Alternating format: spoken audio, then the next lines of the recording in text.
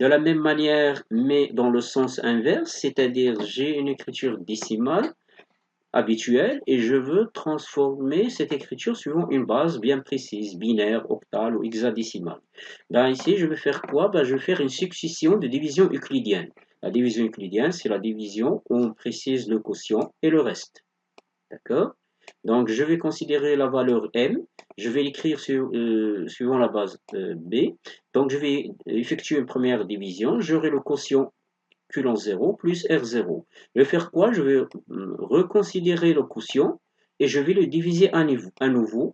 Et donc, j'aurai quotient Q1, cette fois, reste R1. Et je vais continuer de la sorte. À chaque fois, je vais effectuer la division du quotient obtenu par la base et regarder la nouvelle valeur du quotient et le reste, jusqu'à obtenir la dernière valeur possible pour le quotient qui est 0. Et dans ce cas, j'aurai donc comme reste Rn. Et à la fin, ben, je vais écrire comme ça, en commençant par le dernier reste que j'ai obtenu, Rn. Et c'est l'écriture exactement dans la base souhaitée. Donc si je veux appliquer tout ça sur l'exemple de la base 41, ben, je vais diviser donc 41 par 2, division euclidienne, attention, ce n'est pas une division en utilisant la calculatrice, division euclidienne 2 fois 20 plus 1, je reprends 20, je le divise à nouveau, c'est 2 fois 10 plus 0, et je continue jusqu'à obtenir la dernière division euclidienne, 1 qui est égal à 2 fois 0 plus 1. Et puis, je commence par la dernière valeur 1 ici, et je transcris les restes, mais dans le sens inverse, 1, 0, 1, 0, 0 et 1. Voilà l'écriture suivant la base souhaitée. La même chose si je reprends la valeur, ou l'exemple de tout à l'heure, 1830, je vais l'écrire suivant la base hexadécimale, c'est-à-dire 16. Là, je vais diviser donc 1830 par 16. J'aurai 114 comme quotient ici, comme reste. Je reprends le quotient qui est 114, je le divise à nouveau.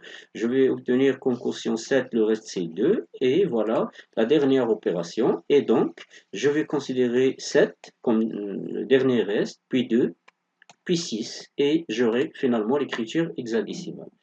Voilà donc un dernier exemple.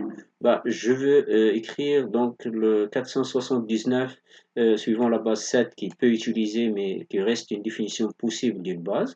Bah, de la même manière, je vais appliquer les divisions successives jusqu'à obtenir le quotient égal à 0. Et puis voilà, 479, ben, l'écriture suivant la base 7, c'est 1, 2, 5, 3. Voilà les deux sens de conversion, c'est-à-dire j'ai une valeur décimale, je peux l'écrire suivant la base souhaitée B. J'ai une écriture suivant une base B, je peux développer les calculs pour obtenir l'écriture décimale habituelle. Ces deux sens de calcul sont toujours possibles. Maintenant, si je veux passer d'une base B à une base B', ben, il y a deux manières de faire. Le cas général, c'est que je vais transiter par la base décimale, c'est-à-dire je vais calculer la valeur décimale de l'écriture suivant la base B, et puis je vais effectuer les divisions successives par rapport à B'. Et à souligner qu'il y a quand même deux cas importants, c'est lorsque les bases B et B' sont l'une et puissance de l'autre. Dans ce cas, on aura donc des méthodes simplifiées et plus, on va dire, plus simples. Bon, le premier, c'est lorsque je souhaite transformer une écriture dans une base B à une écriture dans une base qui est donnée par B' égale à B à la puissance K, par exemple. Donc, l'exemple ici, c'est une écriture dans la base 3 que je veux réécrire, mais dans la base 9 qui est 3 au carré. Bah, le fait qu'il y ait ici la puissance 2, ça veut dire quoi? Ça veut dire que je vais regrouper, en commençant ici, je vais regrouper les éléments de l'écriture initiale 2 par 2. Et si à la fin j'aurai que 1, ben je peux imaginer que je vais compléter par 0. C'est que 0 ici, ça ne change rien donc dans la valeur de cette écriture. Et puis je vais faire quoi? Ben, je vais calculer chaque bloc ici dans la base 9. Donc je vais faire le calcul dans la base 3, mais la valeur va être dans la base 9. Donc j'aurai 1, 2, 7 et 2. Et je regroupe. Par exemple, pourquoi 7 ici? Par la définition ici va me dire que c'est 1 fois 3 à la puissance 0, plus 2 fois 3 à la puissance 1. 2 fois 3 à la puissance 1 étant égal à 6, 1 fois 3 à la puissance 1 étant égal à 1, ça fait 7. Et voilà, donc je vais obtenir directement l'écriture suivant la base souhaitée. Un deuxième exemple, j'ai une écriture binaire ici, donc c'est-à-dire b égale à 2. Je veux réécrire donc cette valeur, mais en respectant donc en utilisant la base hexadécimale 16. Je sais que 16 c'est 2 à la puissance 4. Ben, je vais regrouper ici 4 par 4, ces éléments-là, et puis je vais calculer chaque bloc. Bien sûr ici, vous voyez qu'il y a un 0 qui a été ajouté pour obtenir un nouveau bloc de 4, mais c'est quelque chose d'inutile qui en fait, c'est juste pour garder donc la méthode d'une manière bien, donc la bonne répartition des éléments suivant la méthode choisie, mais on sait que ce 0 ne va pas changer la valeur, ni la valeur initiale, ni la valeur finale. Donc, je vais par la suite calculer chaque bloc, donc en respectant donc la base ici initiale, 8 plus 4 c'est 12, plus 2 étant égal à 14, c'est bien E. D'accord? Ici, j'aurai 6 et là, j'aurai 5. Et donc, je peux obtenir directement l'écriture hexadécimale. Donc, dans le même ordre d'idée, mais dans le sens inverse, c'est-à-dire j'ai l'écriture dans la plus grande base, ici, dans la base supérieure, en fait, 16 égale à 2 à la puissance 4, mais je veux développer l'écriture en B2. Donc, au lieu de regrouper, là, je dois faire éclater, c'est-à-dire je dois donner plus d'espace parce que F, qui est 15, je ne peux pas la représenter en une seule case dans la base binaire. Au contraire, ça va demander 4 cases. Donc 2 à la puissance 4, c'est la puissance qui me définit le nombre de cases. Et donc je vais écrire 15 dans la base binaire, c'est 4 fois 1. Je vais écrire 2 dans la base binaire, c'est cette écriture-là, et ainsi de suite. Et je vais regrouper tous les éléments pour obtenir l'écriture binaire. La même chose ici. 1, 5, 6, écrit dans la base 8, qui est 2 à la puissance 3. Ben, chaque élément ici, je vais le développer en 3 cases. D'accord? Voilà, chaque AI dans la base octale, elle est représentée par un bloc de 3 AI, si vous voulez, dans la base binaire. Et de la même manière, je vais obtenir donc cette écriture.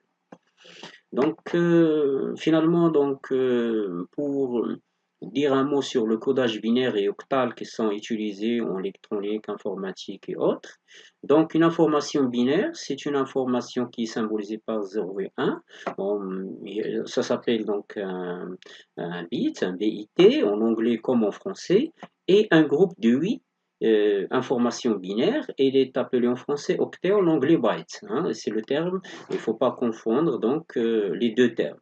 Byte, c'est un octet, c'est un ensemble de 8 informations binaires.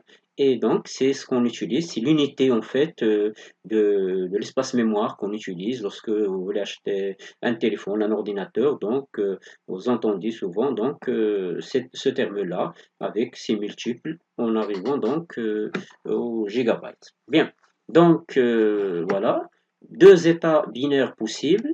Et puis pour un octet, c'est en fait c'est 8 informations binaires, mais chaque information binaire, il y a 2 cas.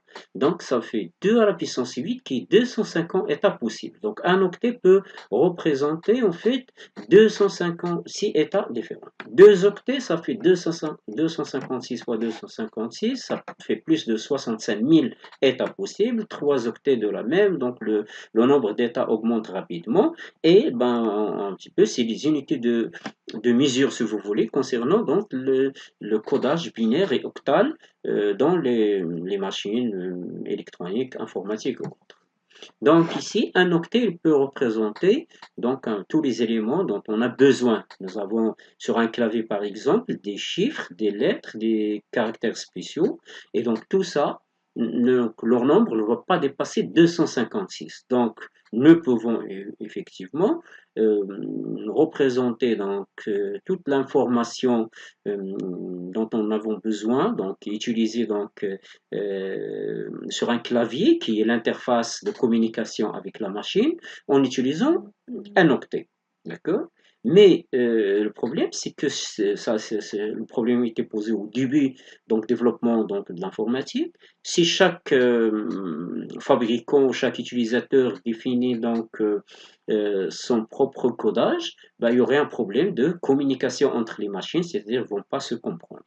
C'est pourquoi, depuis le début du développement de l'informatique, ça a été donc cette manière de codage a été unifiée en se basant sur des normes standards. Bah, la norme ASCII, qui est donc attribuée à l'American Standard Code for Information Interchange, donc les initiales de cette description, est un standard qui est devenu, par la suite, donc universellement appliqué par qui? Par les fabricants des ordinateurs et les créateurs des logiciels. Comme ça, ben, le codage il est le même et donc lorsqu'on échange des fichiers, ben, ils vont être interprétés de la même manière. Il faut noter aussi que du moment qu'il y a 256 étapes possibles par un octet, ça a permis aussi de traiter tous les cas particuliers des langues. Vous avez des langues où il y a des caractères accentués, vous avez des langues où il y a donc des caractères, on va dire, particuliers avec des spécificités. Donc, tout ça, ça a été regroupé donc dans ce code-là avec donc un codage universel et la communication est devenue donc plus simple.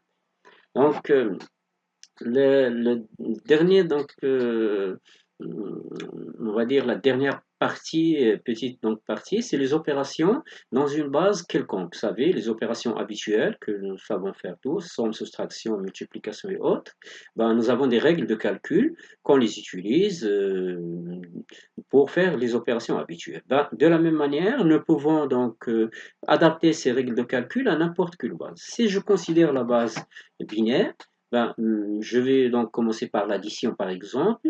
0 plus 0 ben, étant égal à 0. 1 plus 0 ou bien 0 plus 1 va être égal à 1. Mais 1 plus 1, qui est 2, ne trouvera pas de place dans la base binaire donc d'une manière simple. Donc je dois adapter cette écriture. Comment? En utilisant la retenue. On sait que la retenue, on l'utilise aussi dans la base décimale lorsque la somme dépasse 10. Donc de la même manière, donc, je vais écrire 0 et je vais donc utiliser la retenue de 1 qui va passer au niveau supérieur.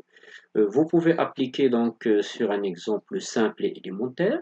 34 plus 27.